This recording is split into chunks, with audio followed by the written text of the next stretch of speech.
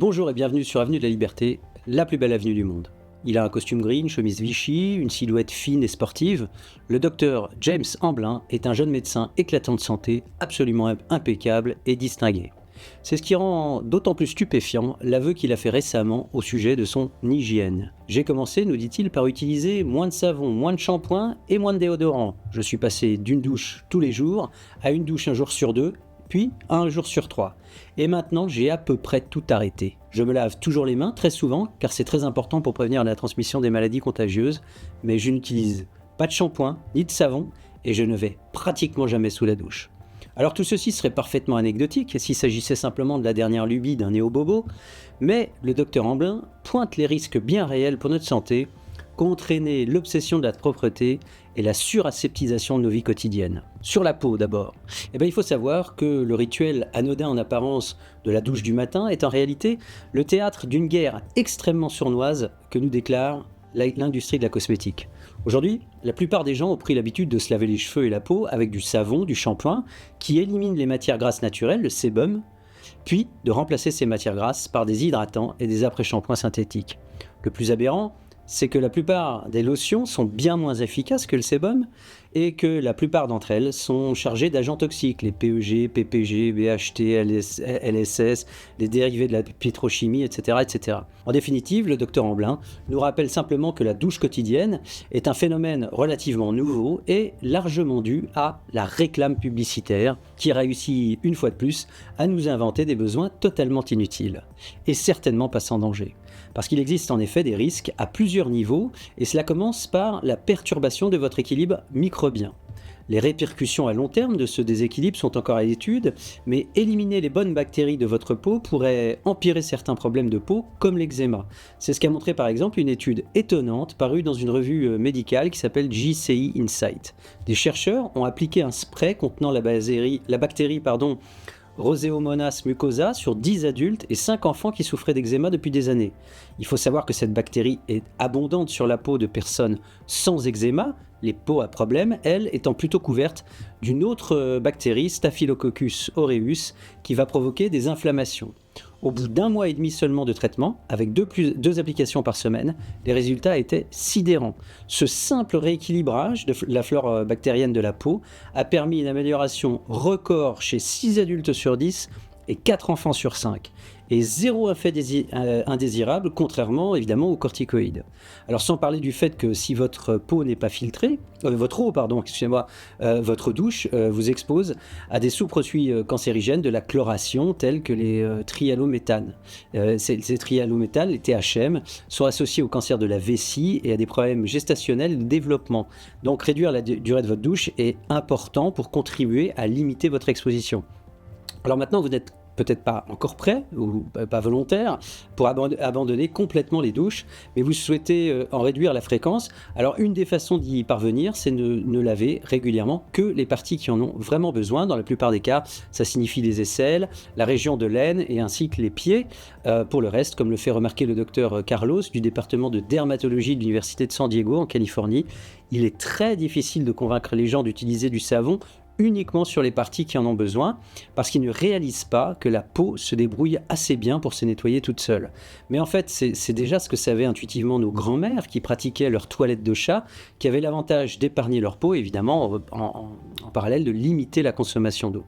Alors, maintenant, je vous propose de sortir un instant de la salle de bain et de regarder plus largement autour de nous. Est-ce qu'il est possible que nous soyons aujourd'hui victimes d'une épidémie de propreté? C'est ce que pense le docteur Josh Axe, qui est un nutritionniste mondialement reconnu, puisqu'il écrit que nous avons aseptisé notre vie quotidienne et notre corps en livrant notre santé aux désinfectants, en passant la plupart du temps à l'intérieur et en nous ruant sur les antibiotiques chaque fois que nous sentons malades.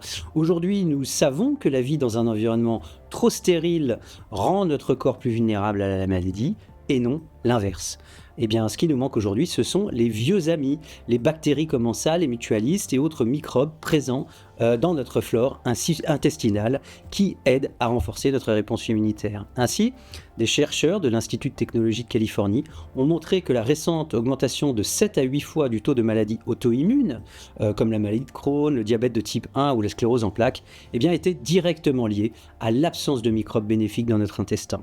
Et dans son livre, Salement bon pour la santé, le Dr Axe, lui, va citer une étude très intéressante qui a été conduite en Suède sur plus d'1 millier d'enfants. Alors qu'on nous rabâche que les couverts sont stérilisés quand ils sont passés au lave-vaisselle, eh bien cette étude a montré au contraire que les parents qui lavent leur vaisselle plutôt à la main qu'au lave-vaisselle, eh bien ils ont des enfants qui vont développer significativement moins d'eczéma, d'asthme allergique ou de rhume des foins. Qu'est-ce qui s'est passé ? Eh bien, en aseptisant nos vies, nous avons privé notre corps d'une plus grande exposition aux bonnes bactéries, ce qui permettait de renforcer notre système immunitaire. Donc, intégrer davantage de microbes bénéfiques dans notre vie, à chaque étape, peut améliorer l'équilibre des bactéries dans notre intestin, empêchant les souches dangereuses de s'insinuer et maintenir un effectif de bons microbes suffisant pour défendre la muqueuse intestinale. Voilà. On connaît le lien entre une muqueuse affaiblie et des pathologies comme l'obésité, le diabète et même des troubles psychologiques comme la dépression, voire l'autisme. Alors, maintenant, comment faire pour se ressalir sainement ? Eh bien d'abord, bien sûr, en évitant les agents qui aggravent la situation. On en a dit un mot, les additifs chimiques, le sucre, bien sûr, les antibiotiques autant que possible, manger des aliments riches en probiotiques, le kéfir, la choucroute, le yaourt, des légumes fermentés, vivre dehors, plonger les mains, pas hésiter à plonger les mains dans la terre, consommer du miel, du pollen d'abeille. Une étude conduite aux États-Unis a montré que 94% des patients qui pouvaient être libérés de tout symptôme d'allergie une fois traités par voie orale avec du pollen. Et ces expositions graduelles et naturelles aux microbes contenus dans le miel ou le pollen, eh bien, elles vont changer votre intestin et aider votre système immunitaire à s'adapter à son environnement. Quant au miel, lui, eh bien, il aurait un effet prébiotique en améliorant la croissance et la viabilité des bifidobactéries et des lactobacilles de la microflore intestinale. Si vous n'en avez pas, vous pouvez aussi adopter un animal de compagnie, puisque là aussi, les chercheurs ont montré que les enfants qui avaient un chat présentaient 48% d'allergies en moins, et ceux qui avaient un chien, c'était jusqu'à 50% d'allergies en moins. L'animal rapporte évidemment avec lui des microbes à l'intérieur de la maison qui vont favoriser là aussi les micro-expositions à de petites doses de l'enfant et l'aider à stimuler son immunité. Et dernier conseil, le plus étonnant peut-être du Dr Axe, qui nous dit manger de la saleté. Et manger de la saleté, si, c'est exactement ce qu'il dit, puisque les organismes présents dans le sol favorisent la santé de l'intestin et du système immunitaire. Pensez à l'agriculteur qui, avant Pasteur, avait un petit creux au champ, il cueillait une pomme, il croquait dedans. À chaque bouchée, il ingurgitait un peu de saleté, du pollen, des organismes venus du sol et d'autres microbes. Et d'ailleurs, avant la réfrigération, il était courant d'enfouir la nourriture dans le sol, ce qui tenait à distance les mauvaises bactéries et les levures. Et on peut même faire un pas plus loin en mangeant carrément de la terre. C'est en effet une pratique courante dans certaines régions, notamment chez des femmes enceintes, avec l'argile en particulier, qui est riche en fer et en soufre, dont les femmes enceintes vont avoir besoin pour produire le sang nécessaire au développement du bébé.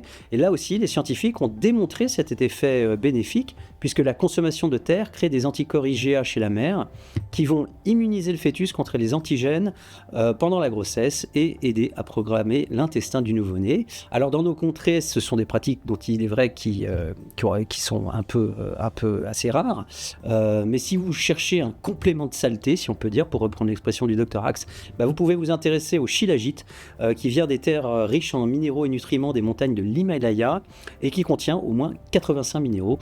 Il est particulièrement indiqué en cas de fatigue, de dépression et va stimuler la production d'énergie par les mitochondries. Vive la saleté donc, et je vous dis à très bientôt.